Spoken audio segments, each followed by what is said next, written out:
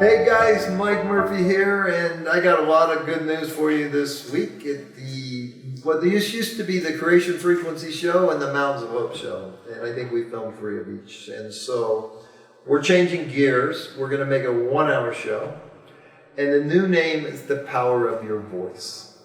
And the reason I wanted to change that, I can only talk about the Creation Frequency for so long, okay? We're going to incorporate it into every show, bits and pieces, right? Because it's a powerful protocol to really create the life of your dreams.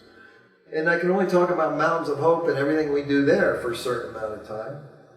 And so we're going to incorporate segments from some of our coaches and teachers at Mountains of Hope. So that'll be part of the show.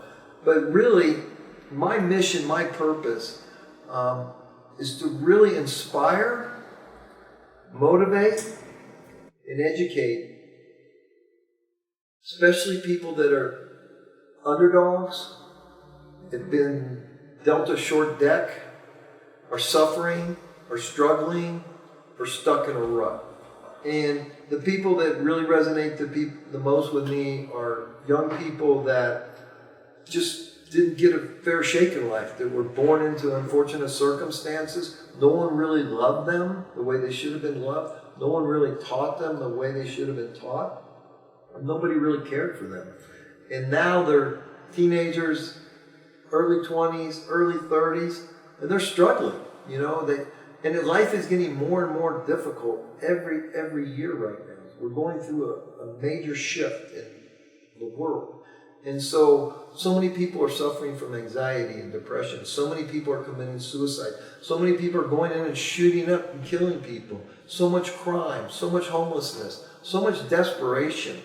And I have a heart for that because of the way my life has been going, or the life I've led, has put me in a lot of tough situations, a lot of tough circumstances.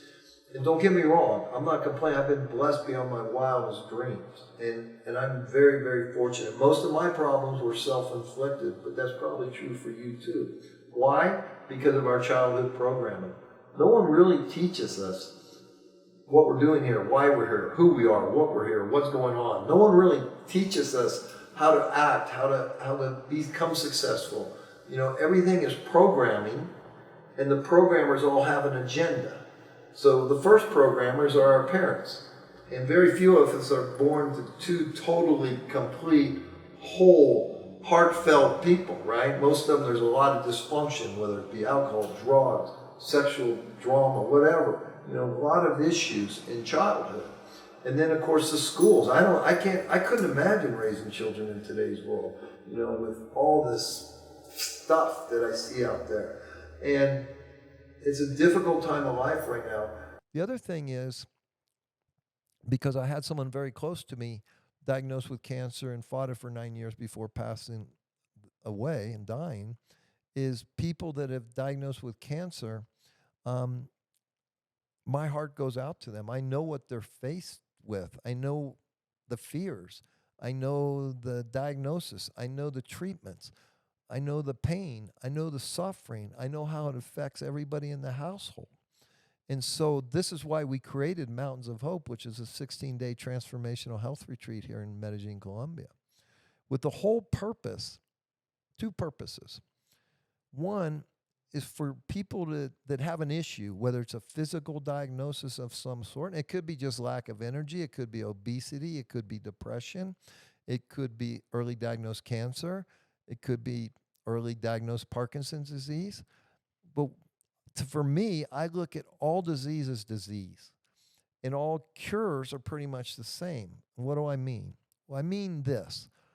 What happens is the toxicity in our body builds up. Where does toxicity comes from? Well, the air is extremely dirty nowadays. The food, if it's even real, because we use GMO seeds, so a lot of the food we're eating isn't even real food anymore. It's geoengineered food. And the soil has been ruined with so many pesticides. So the food is not very good and healthy. Then, especially if you're in America, with the meat and the fish is full of mercury. Chicken's full of hormones. The meat is full of everything that's not good for us, right? And so we need to get this toxicity out of our body. And so we use amazing protocols at Mountains of Hope to flush all this stuff out of your system. We use enzymes. Most enzymes are 2 or 3 months old. Our enzymes are 3 years old. And while they're growing, they're live, while it's growing, they play Tibetan music in the background, and they pray over these things, right? So we use these powerful enzymes that detox the body. And the first day is literally detox the colon and the intestines. And then the next 5 days are preparing you to get all the stones out of your liver and your gallbladder. And while at the same time, we're giving you IVs, vitamins, nutrients, minerals that you need. We're giving you ozone therapy. We're putting a lot of oxygen into your body. We're teaching you to exercise with additional oxygen. We're giving you infrared saunas. We're giving you coffee enemas, massages, a lot of education. We're teaching you so that when you go home, you will know how to detox your body. We use only distilled water. All of our water is filtrated. We grow over 40, 50 vegetables and fruits on our property with amazing, powerful soil. We have 20 acres, 7,000 feet in the Andes Mountains. We have a walking path called the Camino de Miguel with a lot of elevation change. You walk this 2 or 3 times a day, it's like almost running a marathon. I mean, so we're gonna get you to sweat these toxins out. We're gonna use coffee enemas and get them out. We're gonna give you nothing but green juice to drink for a week while we give you these enzymes, and we're going to flush this system out. And so that's going to take care of the physical thing, and we're going to teach you how to do it as a regular practice when you get home. That's week 1. And we end that week with the liver gallbladder flush, and then we anchor that with a magical sweat lodge ceremony. And so that's the end of week 1. Then we switch gears into week 2. So what is week 2? Week 2, we get into plant medicines, psychedelic plant medicines, all kinds of different plant medicines that we use, different types of shamans we use, different types of prayers, different types of sound healing that we use, different types of yoga that we use, breath work like Wim Hof. We have cold water plunges. But we're going to take you into these very ancient shamanic ceremonies, some as long as 6 hours long, where you're going to come face to face with your soul and your real self. And this medicine is going to teach you what it is you need to know to heal. So I believe I look at all disease as disease, and I look at all healing as healing. So once we clean this physical body and we get on a path and we understand what proper nutrition is, and so now we fix that one element of our body, right? Now we need to look at the brain. Change your brain, change your life. Change your life, change your destiny, right? So how do we do this? Well, we got to understand how it works, right? So we're going to teach you about the left brain, the right brain, and training them both together. How do neural pathways work? How do you unwire neural pathways that aren't serving you or they're leading you to bad habits, bad belief systems? And how do you install new ones? So we'll do some NLP and we'll get you to really understand how the mind works. But most importantly, in something that I believe is so powerful, is to inspire you and to motivate you to take the longest, shortest, most powerful journey of your life. It's actually the shortest, but it's the hardest. And it's 18 inches. It's moving from here to here. See, to me, this is an insane asylum when I live here. See, this thing can lie to you. This thing can manipulate you. I hate to think what this thing can do left to its own devices. But I know it can be programmed because it was already once, and I've had to unprogram it. I know it can be brainwashed. I know it can be lied to. I know it can be taught to believe things that aren't true, that don't serve me. But when I move from here to here, I live in my heart. See, my heart can't lie to you. My heart can't cheat you. My heart can't hurt you, because my heart is open and it's full of love. And it took some traumatic experiences for me to end up like that. So at Mountains of Hope, we have open heart ceremonies where we get together in small groups and we use the power of intention, the power of community, the power of prayer to help each of us open these beautiful hearts. And then when we link, the heart becomes coherent with the brain, and these brain waves and these heart waves become coherent, and we become whole. And we get this amazing feeling of invincibility, of eternal, timeless consciousness, because that's who we really are. I'm not this body. This body is made up of 50 trillion living individual conscious cells working together to create a human body that you look at and say, that's Mike Murphy, but that's just a story, right? These 50 trillion cells are here to do a purpose, to create a vessel that houses my heart and my soul, not my physical heart, my spiritual heart. You know, there's a seen world, which is this physical reality, and then there's unseen world. And that's what we access in week 2. We're going to get into the field. We're going to learn to understand how this field of infinite possibilities really works. What is the field of infinite possibilities? Let me ask you something. How can I take out my telephone and send a text to China and get a reply in less than a second? What is that traveling on? This is all air. This is all nothing, right? Well, it's really not. Tesla called it plasma.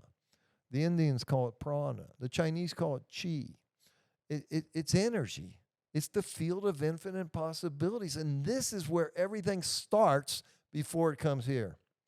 I challenge you to look into your physical life right now, everything in your physical life that you can see, feel, touch, and tell me one thing that came into your physical reality that didn't first start as a thought and an emotional desire. This is how it works. This is how this system works. Why aren't we taught this when we're younger? Why aren't we taught we have this power? Because this power serves us. It doesn't serve whoever's in charge of this place, right? What do they do? You know, I used to go to school every day from 8 to 3. And I'm going, this makes no sense. I come here, they give me a book, I have to memorize something. I come back the next day, I regurgitate it, and then I forget about it. And it just never made much sense to me. So that's why I quit going to school in the 8th grade, because it was programming, and I rebelled against it. Now, is that good or bad? I don't encourage that. I wouldn't teach that to my children. But for me, that was my path that I had to take. And as a result of taking that path, my mind is totally open. There's not one concept that you can throw at me that I'm going to dismiss. I'm going to consider it. I'm going to evaluate it.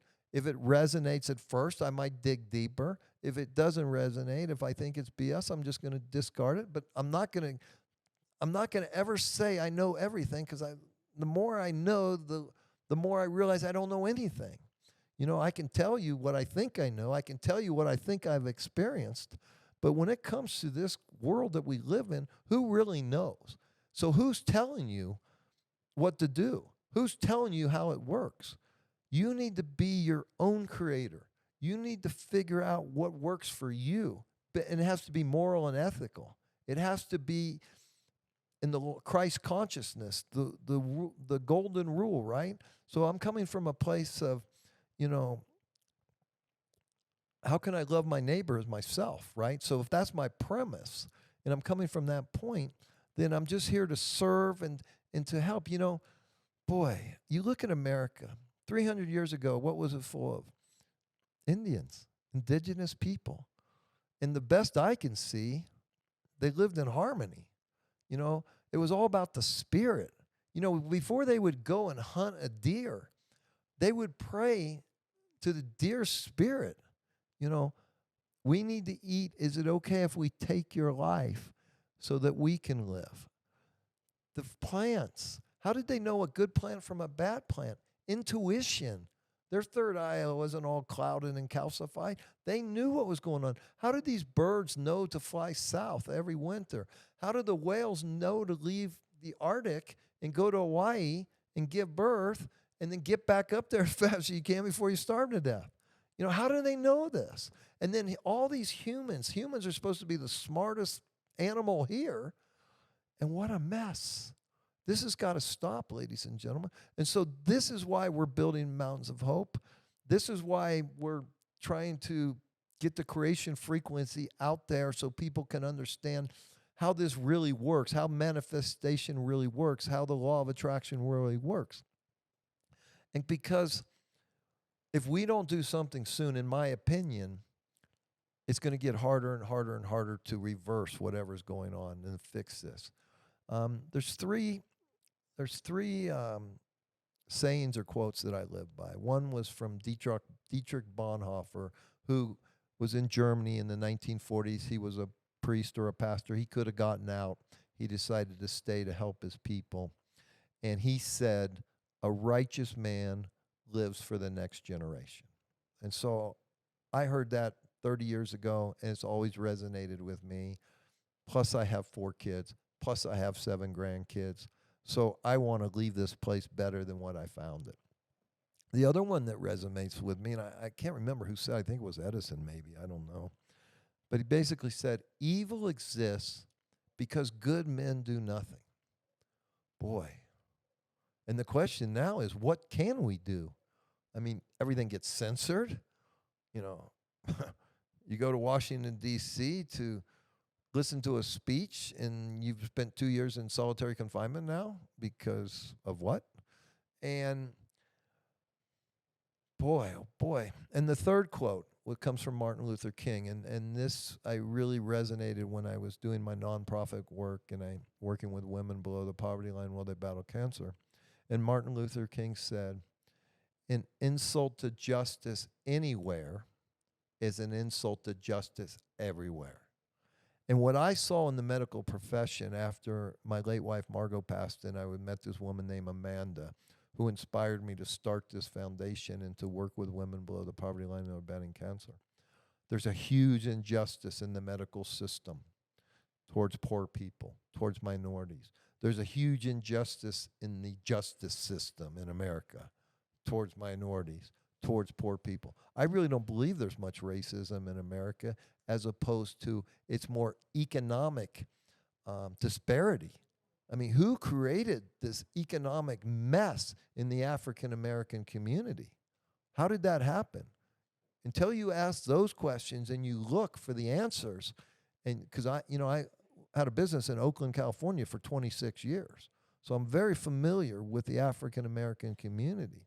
And I've seen the destruction of it with my very own eyes. And it breaks my heart, and it never should have happened. But I don't think it happened because of racism. I think it happened because of economic racism, not black and white, economic unfairness. That's what happened. I mean, skin color? I don't think so. I think we're way past that, ladies and gentlemen. I think everything has been manipulated to harm people, maybe on purpose. I don't know. But listen, the time is coming that we need to go back to the basics. And what are the basics? Family first, community second, integrity, responsibility, love, contribution, caring for one another. Man, when I was a kid, man, a neighbor moves into the neighborhood, everybody takes them cookies or a pie. Say, hey, welcome to the neighborhood. Now, heck, we're living in an apartment. We don't even know our neighbors in our apartment building. We don't know the person next door across. I mean, we've lost that sense of ourselves. And now everybody has a podcast. Everybody's a coach. Everybody's an influencer. Everybody's a TikToker, and so if you look at America, we don't make anything anymore. We make Google and Facebook, the Apple iPhone's made in China. Everything's made somewhere else. And as a result, look at our cities. Look at our homelessness. Look at our banks. Look at our government. Look at our leaders. I mean, please look with open eyes, open mind. Get rid of the anger. Get rid of the pointing the fingers at the Democrats. Get tired of pointing the fingers at the Republicans. So anyways, welcome to our new show called The Power of Your Voice. And, because in my book, The Creation Frequency, it's all about using the power of your voice to manifest what you truly want in your heart, not what you think you want, not what your parents told me you're supposed to want, what you truly desire. That's what the creation frequency is about, using the power of your voice to manifest what you truly desire. But the power of your voice to manifest great wealth. And wealth isn't bad or good. It's necessary when we're younger because we're raising a family and we want to, make enough so that we're comfortable, right? And we have freedom. But at my age, I don't need more wealth. I need more health. So using the power of my voice to create better health is what I'm doing now. Then I'm giving wealth away. You know, someone, I think it was Carnegie, said you spend the first half of your life making money, so you can spend the second half giving it away. Where are those people today? This is everybody. Don't get me going. So I hope you like our new show, the power of your voice, and we'll have guests. Actually, next week we have a great guest, a beautiful man with a heart of gold. Has an amazing story. Was a highly thought of police officer in Massachusetts. Ended up in prison, and now he's changing lives like you can't believe. People going through alcohol, drug problems, or any sort of problem, teaching neurolinguistic programming. So I hope you'll check that out next week. A powerful interview. So the show going forward is going to be mostly me interviewing people, sharing my little whatever I can share to inspire you, to help you create a better life, and the Mountains of Hope segment. So really, that's what the show is about today. And I want all of you to realize that none of us are victims. I don't care what's happened to you in your life. When you play the victim card, you're no longer a creator. And when you're no longer a creator, you no longer have power. Victims don't create because they have no power. People that create hold on to their power and realize that everything that they need in their life to be happy, fulfilled, and successful is already within. We have these two eyes always looking out for God, looking out for answers. It's all within. King Solomon said there's nothing new under the sun. It's already here, and you have access to it. Clean this body, open this mind. You have a crown chakra right here, connected to the source, the creator of all. But you got to turn off the noise. You got to move into the heart. You got to have a pure and clean body and a pure and clean intention, a clean and pure purpose. And believe me, there's help from above. There's help from your neighbor. There's help from your loved ones. But you got to ask, and you got to know what you want. So take some time, journal, get quiet, figure out why you're here, figure out what you want to do. And if we can be of service in any way, you can check me out at MikeMurphyUnfiltered.com. Send me an email, Mike@MikeMurphyUnfiltered.com. If I can assist you in any way, I will. If you want to check out Mountains of Hope, go to mountainsofhope.com. And then our nonprofit foundation, where we raise money, where we can send people for free to Mountains of Hope. It's the Love from Margot Foundation, Love from Margot, MARGOT.org. So I just wanted to do this little 20-minute segment here to tell you about the new show, tell you where we're headed, tell you what to expect. And really, if you know someone that is dealing with a physical issue, a mental issue, an emotional issue, spiritual issue, tell them to check out Mountains of Hope. Our first retreat is coming soon. Sign up now to be considered, because it's going to sell out before we even open the doors. Just go to mountainsofhope.com, give us your name, give us your email, and get on our mailing list. And we'll give you as much free stuff as we can. But more importantly, you'll be contacted first if you want to attend our beautiful retreat center and have a transformational life experience and create the best version of your life. So until next time, go out there. Use the power of your voice to create the life of your dreams.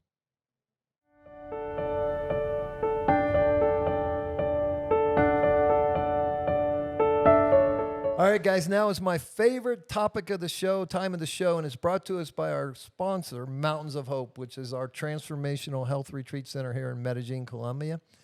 I hope you'll go check it out at mountainsofhope.com. It's really an amazing place where we're doing amazing work and teaching people how they have the power within themselves to already heal themselves. So every week we bring in one of our leaders and teachers at Mountains of Hope, and today we have a certified health coach with us. Kelly, welcome to the show. Thank you, Mike. Pleasure to be here again. And I'm super excited about the subject that you've chosen for this week. It ties right into the new name of our show, The Power of Your Voice. But it's going to talk about one of the chakras. But if you give us a brief overview for our audience of the chakras, energy centers, emotional healing, whatever they are, and then the specific one you want to talk about. So the emotional centers we have 7 of them. I mean, they are related with different parts of our body. So the relationship is between the emotions, the things that we feel, the emotions, the patterns, the thoughts that we have. and every of the organs. So a lot of people call sickness the manifestation of one of these centers being blocked or not being taken care of. We call it a message. I mean, the body is sending us a message that something is happening. So we can start, for example, people who suffer a lot of headaches are people who are normally a lot in their minds thinking about something over and over and over again. So people say, I suffer migraines, but it probably is something in your mind that you need to deal with. Or for example, people who suffer from problem in the lungs, the heart, normally people who feel that they have been abandoned, people who actually have abandonment in life, or they relate many situations in life with this. So the sickness or the message that the body is sending is you need to heal something here in your heart. Digestive issues are related with the third emotional center, and it's people who, for example, constipation, or people who actually suffer a lot from problems in the digestive system. Is messages that the body is saying you need to let go of things that are wasteful. And toxic. Yeah, toxic things Yeah. that your body don't need anymore. The first emotional center is actually related with our joints, the bones, our immune system is the basic. So the of first our, center would be at the base of our spine. exactly. So it will be the base, like in The spine. coccyx, yeah. Exactly. And it is our joints, our bones, our immune system. It's all the relationship with. That's why sometimes the relationship between these and other of the centers because of the immune system. The second one we go more like up here, and all things related with our reproductive system. The third one will be the digestive system. When we start going up, will be our heart, our lungs. This one, which is one of my favorite ones for Right. personal experience and because of the part of your voice, when we're going to discuss later, our thyroid, our mouth, our neck. Then we go to our ears, our head, our brain, and then finally we go to the last one, which is the degenerative sickness that people sometimes get. So it's a lot of the connection with themselves, with God, with their inner person. But today we definitely, because of the part of your voice, we're going to talk about number 5, which is something to talk about. I mean, our mouth, our neck, and our thyroid. And also our power, right? There's Yeah. because this is a power source. I mean, this is how we speak to the world, Exactly. you know, and this is how we use our voice to manifest. But a lot of people contract and then they lose this ability. What's going on with them? So we have different issues here, and we know that a lot of the things could come from our childhood, but now that we are old enough, we can take responsibility. I would say for parents, it's about validating what the children want to express. You know how many times, for example, the kid wants to cry or wants to say something. He still doesn't know how to manifest their emotions or pain or whatever. And the parents go, shh, it's nothing. Nothing happened. Don't cry. So that's when we as children start to look at, oh my goodness, I can express myself because I can make my father, my mother, or the person that I admire upset. They shut down.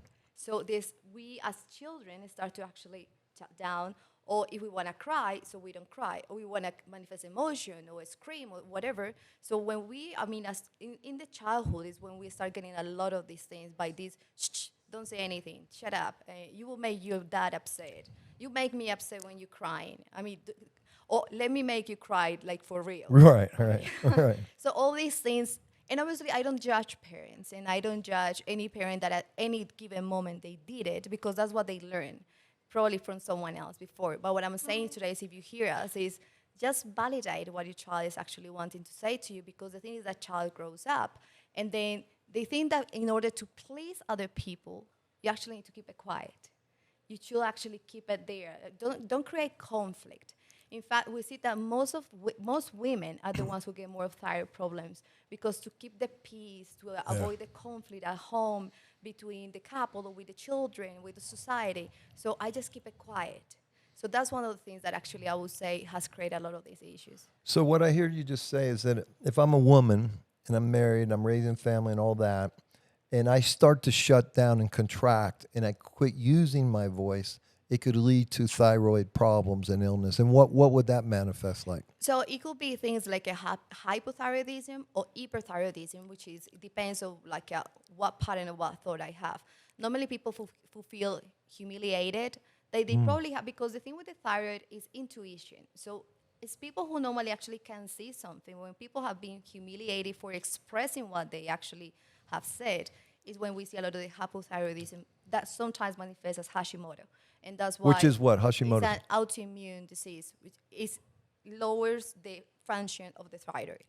So that's one of the things that these days actually is really common to see as an autoimmune. And if I have a low functioning thyroid, what's going on in my body? So the metabolic system is actually going to work less, and people who can suffer from constipation, dry hair, the fatigue. I mean, you literally feel like you get up, you could have slept for 8 hours, and it's like I Exhausted. can't. I mean, if you exercise, if the person exercises, it's like okay, the last of your energy is just gone.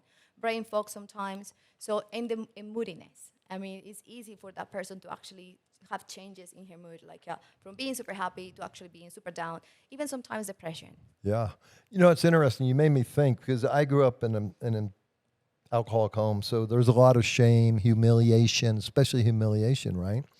And I wonder, you know, how much I shut down my voice. You know, but here's how I responded because I didn't want to shut down my voice. I just knew something was wrong. So I just left home at 14 years old. That was how I got my voice back. That's how I took my power back. Interesting.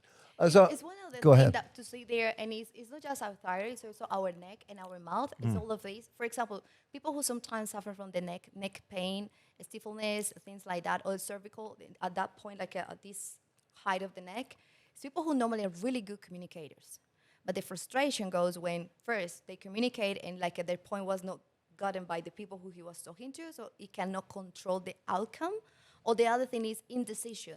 In why if I'm such a great communicator and I'm able to express my things, why I cannot get across this message to this person or to that person? So that generates frustration. Yeah. So sometimes it's people who don't know how to communicate. Other times it's people who actually have great communication skills, but actually they know how to use them to convince other people or influence other people. And sometimes manipulate other people, right? Yeah, I would say that many times the manipulation, I see a lot of these things like based on fear, like fear-based, because it's a way that people use or have seen other people use it to actually get the outcome. So I would say everything that is fear-based would generate any type of blockage in our bodies. And the other thing is the mouth. So it's people who actually suffer from any type of sickness in the teeth, the jaw, because it's people who actually are really frustrated, but they don't let it out. And I'm not saying about, like, okay, now you go and scream to everyone. No, it's actually learning how from love and out of love, expressing and finding the right moment, the right tone, and the right person to actually talk about it. Because there are many people who actually can ventilate the problems to everyone except the person they have the issue with. So, what if someone is just normally quiet, somewhat shy? It's from childhood, right? I'm thinking I have two sons, right? And one is more outgoing and one has always been quiet. You know, the younger son, I swear to you, every October, the teacher would call up and say, Mr. Murphy, does your son Chris speak? I mean, he was that quiet. And even as an adult, you know, he's still very quiet. So do you think some of this we bring from past lives, or what do you think is going on with a youngster that's just quiet or shy? I actually think personalities play a big time here. There are people who actually don't have to be all loud to actually make the point across. There are people who are people of few words, but in whatever they say, there is wisdom in what is Right. necessary to be said. Right. So I wouldn't say, I don't know Chris, but I wouldn't say that it could be something from childhood. It could be his personality. Yes, yes. I mean, there are people, like I remember being, when I was more little. My sister was more outgoing, talking to Yeah. everyone, say hi to everyone. I will be quieter. Yeah.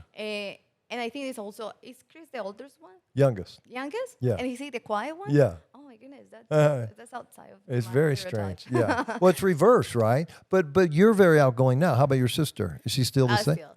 Okay. Interesting. She's the host for every single event. She's But beautiful. you reminded me of something very important, and something that we do at Mountains of Hope is before our guests come, we ask them to get some genetic markers so we can look at their DNA. And what I learned by doing this myself is when there's gene mutations, it's related to a personality trait. That's what blew my mind. So when we inherit the genetic DNA from our parents, we're also inheriting personality traits. And if certain genes are broken or not functioning properly, then we definitely inherit that. It's so fascinating to me. Mike, and you see it like children who actually didn't grow up with the father or their mother, Yeah. and actually they didn't have any contact, but they reflect exactly the personality of that person that wasn't even like present in their lives. Yeah. And it's part of that information they bring up. The amazing thing now with the epigenetics, and we actually take responsibility, Yes. is that, so because probably people can be hearing us right now and say, I knew it was my parents' Yep. fault, I knew Yep. it was the teacher that Yep. told me that I'm not good enough. But we also see a lot of cases of people who said, you know what? Probably they said that to me. Probably my mind was going there, but I'm going to take responsibility over my life, and I'm going to start to feel myself, be present to myself, listen to my body, take time for journaling, studying what's happened with my thyroid. I mean, when we have any type of diagnosis from a doctor, go on and study that part of your body. See what it does, Yeah. what it requires. What does it mean that it functions well or it functions out of like Yeah. the normal, and start learning. And check your emotions. I mean, I always said to people, and this is a passion for me because I had a time in my life that I was vegan, I would exercise, I would have my green juice, my parents are lovely and all of that, but it was in the middle of a relationship when I actually didn't say to anyone or share to anyone what was really going on for me. Like I would have a huge agitated situation, I would cry for 1 minute, and then make up, la la la, go out. So it was Was the that time. affecting your health at some? Okay. So at that point, I didn't know. I thought, no, I'm super strong. I can keep going. La la la. I already forgave. La la. I did forgive, but I wasn't allowing myself to feel, Yes. You and I shut down. wasn't expressing what I was really feeling. All right. Kelly, how are you? I'm really good. Yeah. Kelly, how's things? I'm really good. Kelly, I'm really good. Everything was really good, but I wasn't really good. Uh-huh. So after I got like in my blood test that my thyroid was actually like, okay, Kelly, we need to check a little bit more of your thyroid. It didn't go to the point that I developed an autoimmune disease, but it was on Almost my did. path. Yeah. So the amazing and beautiful thing for our bodies through blood tests or things like this is that our bodies are telling us, hey, I'm sending you a Wake message, up. careful, what's happening with you? So I start checking the emotions attached to my thyroid, and it was, okay, expressing, saying things as I'm feeling them, finding the right place, the right moment, because by nature, I'm a good communicator, and I teach people how to communicate, but I was keeping mine Right. inside. Right. If you introduce me to a person, I will know their life after 1 hour, and they will have no idea about me. So true of most of us. So you brought up something. It's something that we teach a lot at Mountains of Hope. And by the way, Mountains of Hope, there's a lot of education. You know, the first week is a physical detox. Then we go into this type of work, energy work, emotional work, using sacred plant medicine, all this kind of stuff to really give you a transformation moment. But what we teach is epigenetics. What is epigenetics? So we're born with genetics that came from our parents, right? And we used to think, the world used to think that was our destiny. You know, if whatever your parents gave you, if they come with heart disease, you're going to get heart disease. They come with cancer, you're going to get cancer. They've learned now that's all BS. It's mostly the environment. 95% or more is environment. What is environment? What you put in your body, what you think, what you feel, what you drink.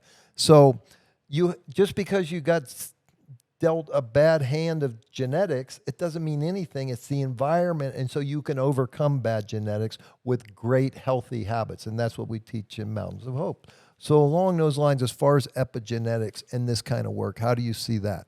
So I was seeing the part of I need to talk, and having this show that is a part of your words is actually realizing first how much power is in your mouth and what you said. I mean, the Bible in Proverbs actually talks about there is death or life in the tongue. So Yeah. it's power in the words that I speak to myself. What is the conversation that you have with yourself about yourself? I'm a failure. Right. This is horrible. Nothing good is going to happen for me. I knew this is going to be this way. I never had the chance. La la la la. Just let's replace that for more empowering words that even if you are not seeing them right now, through visualization, meditation, prayer, whatever you practice, you actually start changing the talk that you have with yourself. I would say that's a step number one. Okay. The second one, I really recommend journaling. Sometimes when you actually haven't been able to speak to other person, I mean, probably the safest place is yourself and your notepad. Write whatever you feel. I mean, as it comes. I mean, you don't have to put rules or things like that. There is something called the morning pages where you actually start writing for like 15 minutes, whatever comes to your mind, and you start getting those things out. There are times that I actually do it, and it's like, okay, it's not that important, really. Oh, I think I was making a big mess around it, but it's not that big deal. Dissipates, yeah. Exactly. But you need time to connect with yourself, to Yeah. allow your body to talk to you. I mean, see whatever is in your mouth, your neck, and your thyroid that is actually speaking and sending messages to you, and also trying to find a safe person or a safe place, not judgmental, not critical, where you can actually express yourself. And if it's people you need to talk to, if it's situations, I mean, just remember, your health is more worthy than anything else. Right. Trying to avoid conflict by not saying what you really mean is not going to help in the long distance. Yeah. It's going to be a quick fix, but it's not going to help in the long distance. So allow yourself to connect yourself, to feel your thyroid, your neck, your mouth, and just let your body talk to you. I mean, avoid distractions, because many times what we eat, creates disorders in the time that we connect with ourselves, or people actually choose an addiction that actually distracts and numbs the feelings. And the idea is to allow us to feel Yeah. and to be able to connect with that. And why not check with your doctors that how is your thyroid working? Because Yeah. probably you say, because sometimes people don't feel things that are like, oh my goodness, I'm bleeding, or I have this cut. You're right. And sometimes people normalizes the symptoms. Like, for Yeah. example, brain fog, being tired, having constipation. People think, oh, that's normal. Just take a pill. Right. Go and check yourself with the doctor. See how is your mouth, how is your neck. If you could just touch your neck and you find that it's like, oh my goodness, it hurts, just You know. start to actually speak. Yeah. You brought up something for you guys. I hope you all get to eventually come to Mountains of Hope. And one of the gifts we give you when you arrive is a really nice journal. That's how important we think journaling is. Because journaling is a way of using your voice to clear out your emotional energy, right? And what I find when I journal is I ask for wisdom. And so many great answers come. But I love writing it down. Heavenly Father, please give me wisdom on this. And so many miracles happen in my life just by taking the time to be with myself, go through my body, my emotions, see what's going on, put it on paper, and then all of a sudden everything works out. It's a beautiful thing. Absolutely. And that you mentioned, I mean, like, because these days everything is this typing. Yes. Is about writing Yes. it down. Write Yes. it down. We are familiar with the work of Louise Hay. Yeah. And she talks about the affirmations, the work with the mirror. And I would say that's also a good point to start. I mean, there are many books that she actually wrote, and for the specific situation in your body, there is an affirmation that you can start confessing and declaring. In my life, I also do it, like I mentioned before, like things from the Bible, things that God said about me. Right. When I write, like the Heavenly Father that I also learned with you, is like really allowing myself to how the Creator sees me, I will see myself. Yeah. Instead of how people say, what Right. society say, what other people say, I have in my mind what my Creator says about me. Yep. And that actually is just empowering itself. Because many times we're looking for that affirmation from outside, but we need to know that it has to come first from the inside, and that's what is going to transform our lives. Powerful. Well, I want to thank you for this segment of Mountains of Hope today, coming Pleasure. to join the show. And I want to re-emphasize what Kelly just said. Because I've been going through this mantra lately. Only thing that matters is what I think, right?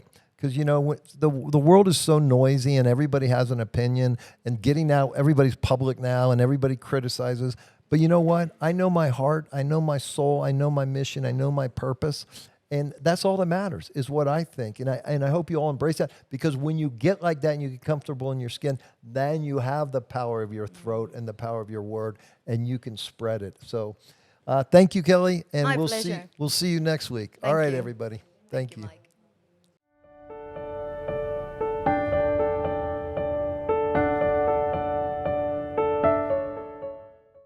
Okay, guys, now is my favorite part of the Power of Your Voice podcast show, and that's when we bring in our sponsor, Mountains of Hope. And today we're fortunate enough to have one of our leaders and our teachers and a certified health coach that just happens to be my beautiful wife, Sarah. Sarah, thank you for joining us. Thank you for having me here. And what subject would you like to discuss today? So we're going to talk a little bit about anxiety and depression, and a little bit of natural ways to go through the progress of anxiety and depression. Okay. So tell me about anxiety and depression. I know a lot about it personally, but what's going on in the world with it? Well, listen to this. After the pandemic, it went to the roof. Like literally, in 2020, the Anxiety and Depression Association of America did a study, and at least 31% of the adults in America have suffered of any type of anxiety or depression. But the sad part is between 2001 and 2003, it was only 19%. So it's getting more and more and more and more people are getting this anxiety, you know? Anxiety is a response from your body that is feeling of fear, worry, dread. So it's like your body, like I always said in the last podcast, your body is a magnificent tool that when it cannot do anymore, it's going to show you in so many ways. So in my life, I can think of probably half a dozen times where I felt sad and felt like maybe it was leading towards depression. And who wants to feel that, right? And you're telling me 31% of people in America feel this. So that's terrible. And so what I would do to get my way out of it is I would exercise. I started running and jogging, and that would have a profound effect on my depression. So exercise is, I always said, exercise is just not for your body to look young and beautiful. Exercise is for your brain. So I usually say, oh, I have my exercise class. I'm not exercising my body. I'm exercising my brain. Because the power of the exercise in your brain helps you to go through the anxiety or depression. Everyone have ever felt sad. You know, I always said, oh, happiness, everybody wants to be happy. Happiness is just a state, you know? It's not going to be forever. But the problem is you see all this Instagram, you see all these fake lives, and you said, I want to be like that. You get stressed, you get anxiety. You want to be that person who has the private jet, who has all the good brands, they're very expensive, and you start getting that stress because you don't own your house. You have work from 9 to 7 every day. You have to work during the weekends. And then your body start like getting all this stress, and you start like building it until your body says, no more. So when you're working out, it's giving you that breathe. And the other tool that is really good for anxiety and depression is breathe. Like there's a Wim Hof method that I really recommend to my clients. When you get that tickling in your heart, start breathing. Dip in, dip out. And keep doing it. Listen to a meditation. Meditate in your brain. It's a powerful tool to prevent to have anxiety. Or if you're having anxiety right now, it will help you to get it less. So that's 3 of the methods, but also how you eat. Like I always said in the last podcast, the way you eat, the way you think, and the way you move. Everything, it's a connection. Well, you bring up a very interesting topic for me, and this is something we teach at Mountains of Hope, and that's the 3 pillars of health. And so what are they? Nutrition, which Sarah just talked about. And so we really, the beautiful thing about Mountains of Hope, talk about nutrition, we grow our own vegetables and fruits. We grow about 50 different vegetables, fruits, avocados. And so you literally go out and you pick what you want to drink or eat that day right from our garden. So nutrition, so important. And we only use distilled water, and we just sprinkle little minerals in it. So you're getting the best of both worlds, minerals and distilled, clean, pure water with some minerals in, just like what you should get. If we had clean air and clean rainwater, that's what we would drink. That's the best thing. It goes into the rocks, it picks up the minerals, and so on and so forth.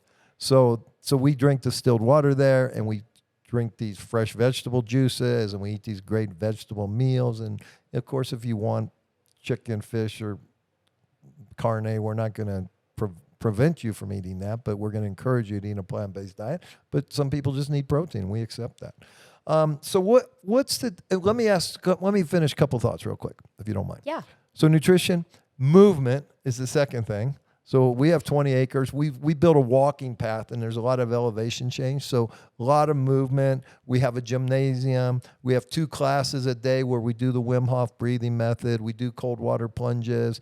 We do yoga. We do breath work. We do meditation, all that stuff. So movement, right? And then the third one is sleep. And that's one of the things I've struggled with my whole life. And now at 65 years old, I'm dealing with a lot of health issues that were related to me not taking care of my sleep problems when I was in my 30s. So just for you young people out there, don't ignore it. It's only going to get worse. And for you people my age, we're going to do a lot of workshops around sleep. So just stay tuned to this show, because I have sleep apnea, which caused hypertension early on. Now I have heart disease. I got kidney problems. all because I didn't take care of this sleep apnea in my 30s. So let that be a lesson. Let me ahead. go a Go little ahead. bit deeper about Please. the cold water plunge. Do it. So I always said when you're having a little bit of anxiety, put your face in like like with ice and water and try to go in until you cannot. It's gonna really relieve you a little bit from that feeling. I'm not saying it's a cure, but everything you do every day, because you have to be constant, you have to be committed. Right. Like I didn't understood a lot about anxiety, but one of my dearest friend she's like my family, she's suffering that. And I started studying. There's like a lot of meditation, a lot of breathing, do the cold water plunge in your face and in your body, exercise and nutrition, because there's some food that triggers your anxiety, like wheat. Like wheat? Yeah, like sugar, like processed food. So you have to okay, if I suffer anxiety, try to avoid those food, especially alcohol, Yeah. because it's not going to help your brain to go to work with the anxiety. And the other thing I really recommend, and we're going to also have it in Mountains of Hope, is therapists. If you need to talk, humans, we just keep holding and holding and holding until we can't. Until we explode. So, like, for example, my generation, we're more into, I need to talk to someone. Like, I have a therapist, I go once a week, and it really helped me because she's not my friend, she's not my family, she's not my husband, she's not gonna judge me. So she's gonna have more balanced answer that if I tell something that it bothers to my husband or to my mom, they're gonna be a little bit more biased. So go and talk to someone. And plus, they're trained professional. Exactly. So we have a psychologist at Mountains of Hope, part of our treatment program. I wouldn't call it a treatment program, but Mountains of Hope is all about coming and learning that you have the power to heal yourself within. We're going to help you detox your body. We're going to help you with our psychologists understand your mind, the left, the right brain, the neural pathways, reprogramming them. And we're going to do a lot of work around emotional wounds and emotional healing. So it's a full, comprehensive physical, mental, emotional detox and awakening with IVs and ozone therapy, with the intention or purpose to have this great spiritual breakthrough that when you return home, you're a completely different person, and now you can become the best version of yourself, and you can create the best life for you, your family, your community, and the world. That's what Mountains of Hope is about. So let's talk about anxiety. I have so many people in my life, and you just said 31%, so that are full of anxiety. You know, like I have relatives that won't fly. And so literally, drive 16 hours on vacation and make the kids suffer because of anxiety and flying. Let me give you my little special week I had of anxiety. And so I come from a long history of claustrophobic people in my family, starting with my parents, working my way down. I'm the oldest, but my siblings. Everybody in our family has a bit of claustrophobic. I probably have the least amount, but I still have some, and I think we all have it to a certain degree. Yeah. More people than you realize, to be honest with you. So anyways, I had this little heart condition, and so I had to do an MRI for my heart. And so, you get a little anxious when you show up, and here's this enclosed little cylinder that they're going to put you in. And this one is one, I've had them before, so I understand the anxiety. And, sometimes they offer you some sort of medication to calm you down. And I go, I don't want to do that. It was early at 7 a.m, so I don't want to ruin my day, right? I couldn't afford to ruin my day. And I'm also doing it here in Colombia, and they're going to speak in Spanish, and I don't understand the Spanish. So I was lucky enough that they let my wife be in my headphones. And so they put me in this little tunnel, but I'm tied down. I mean, I can't move anything, right? I have headphones on. I can't move my arms. I can't scratch my nose. And so I'm in there. So we go for about 20 minutes. And Sarah's saying, okay, breathe in, breathe out, hold it. And I had to hold it for 10, 15 seconds, the breath, right? So they take the MRI of my heart. And after I'm in there, I don't know how long, but like 3 or 4 sessions of this that are probably lasting 5 or 7 minutes each, right? And she goes, well, we got to do it again. You keep moving. And they can't hear me. And I'm like screaming, I'm not moving, you guys. I am not moving. So then 3 or 4 more sessions. I'm guessing we're 30, 40 minutes in this thing. They told me going in, if you don't move, it's only an hour. If you move, it's an hour and a half. So I go, once again, we got to redo it again. You keep moving. I go, I'm not moving, right? And so long story short, my heart was beating so fast and so much out of rhythm that the screen, they couldn't read it on the screen. It wasn't the fact that I was moving, it was my heart was beating so fast. Long story short, they pull me out. I go, how long have I been in there for? 2 hours and 10 minutes. Okay.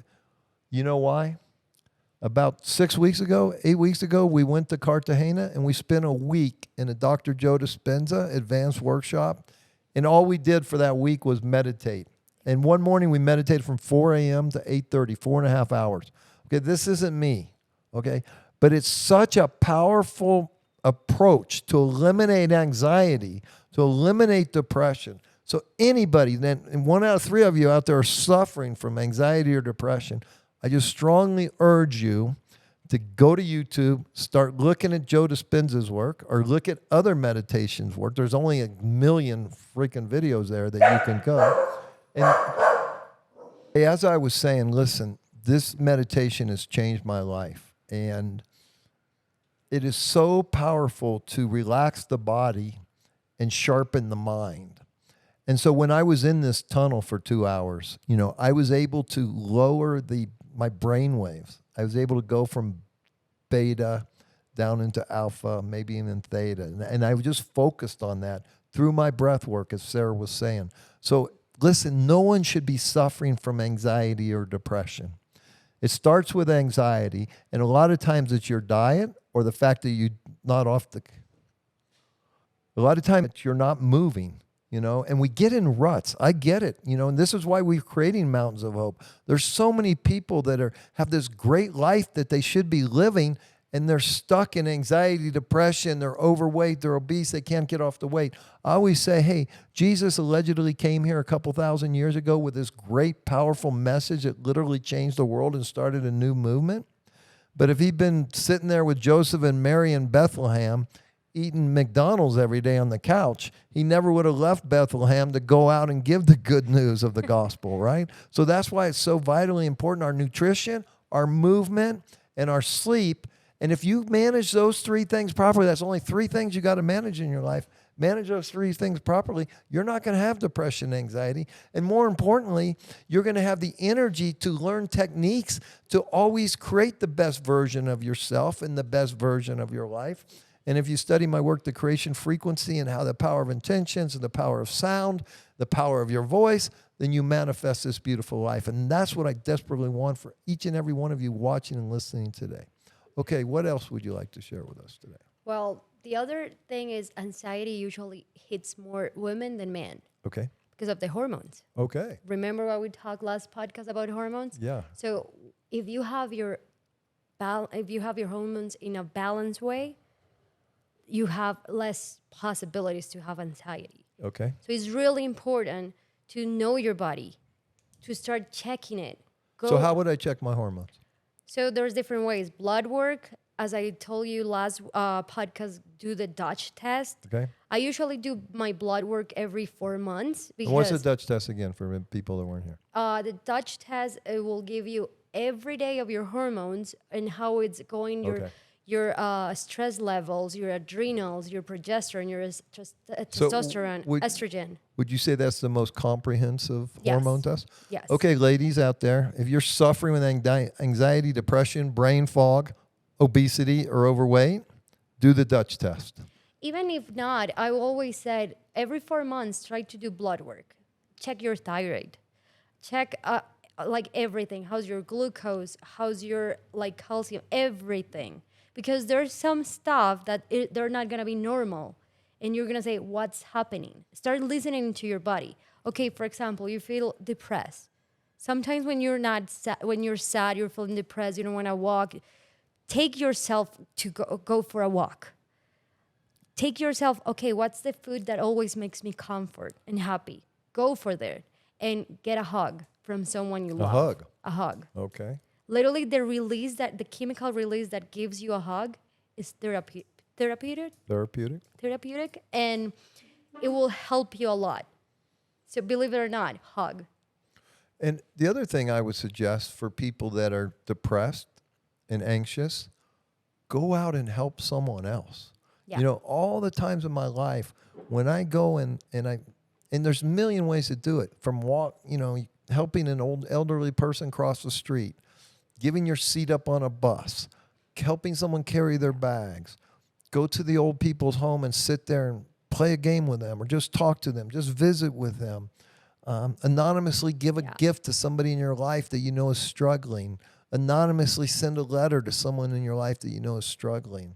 Find a stranger, lift them up. Go feed a homeless person. You know, I used to do that all the time with my kids. Every Christmas time, we go to San Francisco, we give away coats and gloves and hats and meals. And man, it's uplifting. It fulfills you, and you release chemical. You know, the brain is releasing chemicals all the time based on what you think. So if you're having lousy thoughts all day, it's making lousy chemicals that go into your body and make you feel worse. It's a continuous loop of anxiety and depression. Change your thoughts, change your mind. Change your mind, change your life. That's what we teach in Mountains of Hope. Okay, in closing, anything you'd like to add to this? Well, for me, I'm an animal lover. So if you like animals, even that. but you want to have the commitment, adopt a dog, a cat. Yes. It will help you a lot. Believe me. I have been having a dog since I was a baby, and I couldn't imagine my life without a dog. I couldn't agree more. So we have, at Mountains of Hope, we have 7 rescue dogs. So if you ever come and stay with us, you better like dogs. And then we have our dog here that's guarding the set right now, Tequila, that what she's saying is true. She's up every morning at 6:37 walking this dog, and a lot of times bringing me along with her. And walking the dog every night. She literally gets up at 4 in the morning, takes the dog downstairs so the dog can pee, right? I don't know why we can't put a pad here, but she's really into taking care of this animal. And so that makes her heart very full and very rich. You know, for example, if I take Sarah to the mall right now today, and when I go into the mall, I lock her in the trunk of my car, and I come back 3 hours later and I open the trunk, she's going to be mad, right? Very mad. Very mad. Very mad. Okay. But if I take Tequila to the mall and I lock her in the trunk of my car for 3 hours and I open the trunk, is she going to be mad or happy? Happy to see you. Yeah. And that's the beauty of a dog. Well, because we have to learn to think how a dog thinks. We just have to live the moment. Yes. And if you're living in the present moment, ladies and gentlemen, you're not going to suffer from anxiety or depression. And so that's a harder task to do, but that's why nutrition, movement, sleep, meditation is really powerful tool for this. Exactly. Because remember, depression is your brain is always living in the past. Anxiety is your brain always living in the future. Yeah. We have to live in the present. Yeah. And we're going to learn this in Mountains of Hope, how to heal your body, understand your brain composition, meditate in the present moment. Yeah, there's a saying that I used to use a lot way back in the day. It would go, the future is a promissory note. The past is a canceled check. And the present is the gift and being in the moment. And so it's so powerful to live in the moment, and you won't have anxiety. There is no anxiety and depression in the present moment. It's only thinking about past wrongs, mistakes, regrets, guilt, or future fears, okay, and not being enough. And we talked earlier today, about scrolling through social media and what that does chemically. Oh, God, I hate this person and they're so happy. My brain is releasing bad chemicals into my body, right? So if you can stay off social media, and especially the real problem with social media is the device you're looking on, because you're getting this blue light and you're screwing up your circadian rhythms and you're affecting your eyesight and everything else and releasing a ton of bad chemicals and all the radiation from the Wi-Fi and the radio signals and the TV signals. So the bottom line, ladies and gentlemen, no one should be full of anxiety or depression. If you are, here's some good tools to get out of it, but it's up to you. And you have to quit being, I think so many people are committing suicide right now. I think 25 military guys, retired military veterans are committing suicide every day. Kids, these shootings, these are all related, right? So it's really time to step it up and to take care of ourselves and to really take care of our loved ones and have an eye out, especially if we have small children, teenagers. Pay attention to what's going on. Pay attention to what they're posting. All right. Well, thank you so much for this Mountains of Hope segment, and we'll see you next time. See you next week. All Goodbye. right, bye.